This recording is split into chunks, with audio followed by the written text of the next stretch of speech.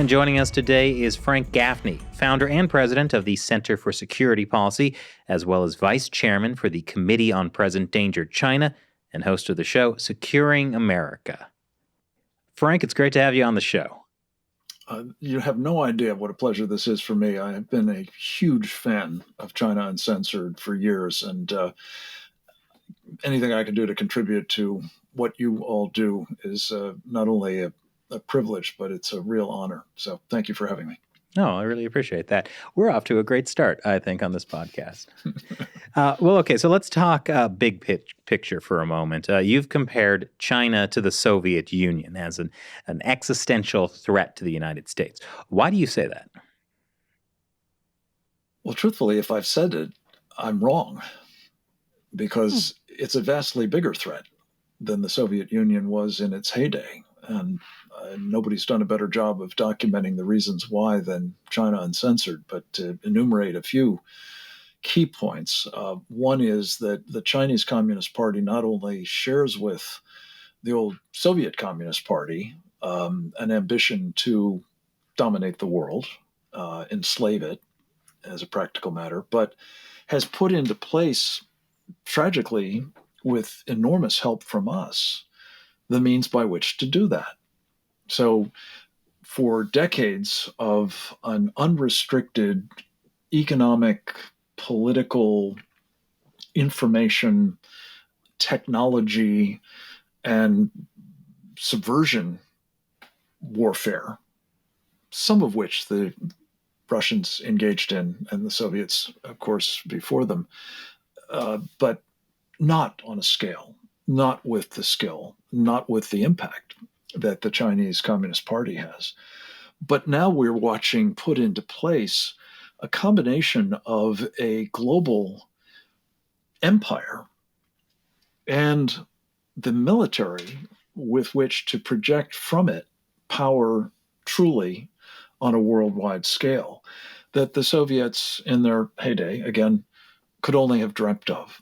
So in all of these respects, the degree of penetration of our country, the magnitude of the effort made to subvert us, both externally and from within, and now the means to do so from, well, by some estimates, over 140 countries, in addition, of course, to China itself, they dwarf what the Soviet Union was able to do at the peak of its Cold War activities. And so a comparison, I think, is misleading, except to say it's much worse. Well, so the United States definitely was aware of the threat of the Soviet Union. Do you feel Washington feels the same way about China?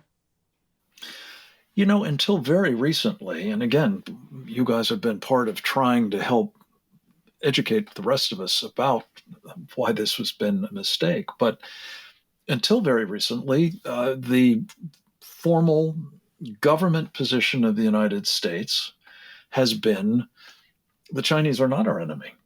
The Chinese are our competitors, perhaps, or worse, are our partners.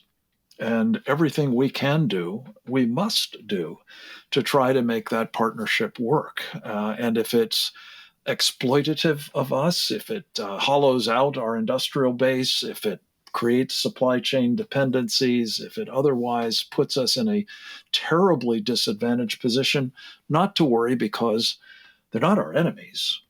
They're our partners. And the world will be one unbelievably prosperous, happy place if only we engage with the Chinese on their terms, basically.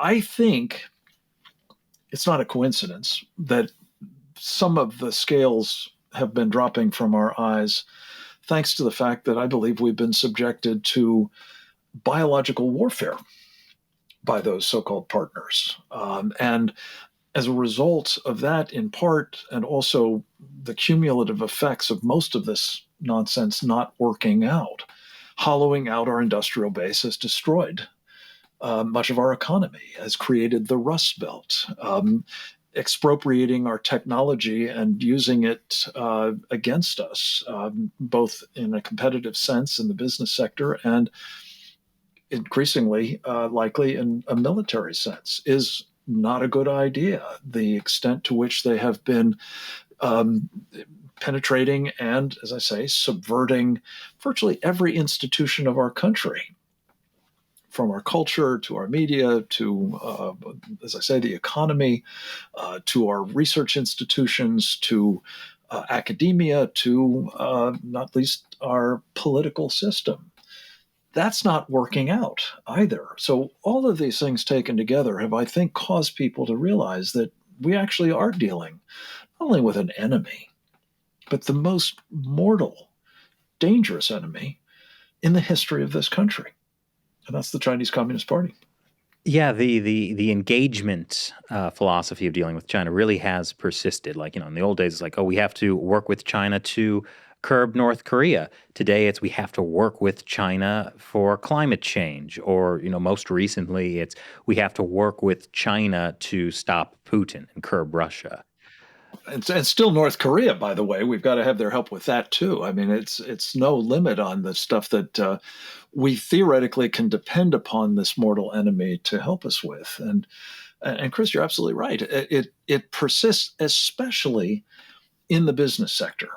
And this is one of the places that I have found most alarming and deeply frustrating is the financial part of the U.S. business sector, which has been sluicing, by some estimates, as much as $7 or $8 trillion of our money, our pension funds, our 401k plans, our mutual funds, our exchange traded funds, indexes, and so on, have been migrating in unbelievable quantities to underwrite the buildup of this enemy of our country. And the determination of people like Larry Fink of BlackRock and Ray Dalio, State Street, the Vanguards, the Fidelities, and so on, their insistence that they have to continue to do this makes engagement not just sort of a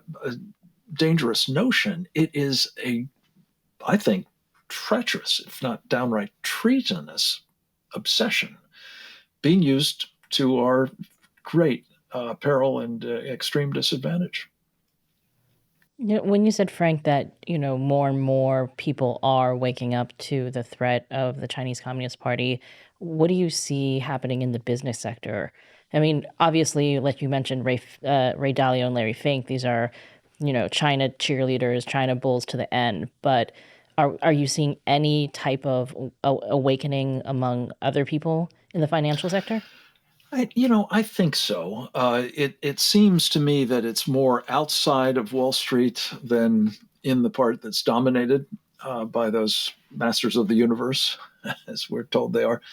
I think that financial sector interests that are not part of Wall Street, but are closer to the sentiments of the American people, are beginning to evidence an interest in disassociating themselves from China, recognizing that it is not either in the country's interest or even in the interests of their clients. I'm encouraged by a colleague of mine who has a new venture. It's actually been underway for some time, but it's now becoming part of the Liberty University curriculum. It's called National Security Investment Consultants Institute, NSIC Institute. Kevin Freeman is its proprietor, and it's designed to try to help financial managers who are now either hearing from their clients or have in their own right come to the conclusion that investing in our enemy, as opposed to investing patriotically, is probably a bad idea on, as I say, several different counts.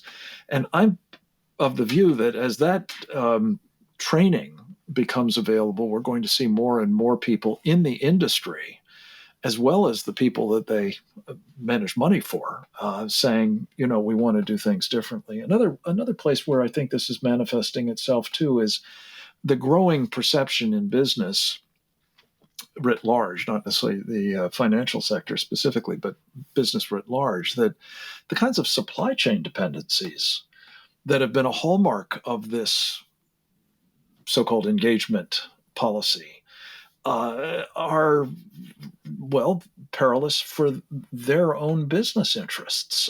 They cannot sustain a just-in-time strategy for providing chips or flat screens or stuff that requires rare earth minerals and the like, if they require all of that stuff to come from China and much more, of course. So I think you're starting to see people reflecting in their business decisions some policy shifts with respect to engaging in China. And it needs to happen on a much broader scale and much more rapidly, frankly.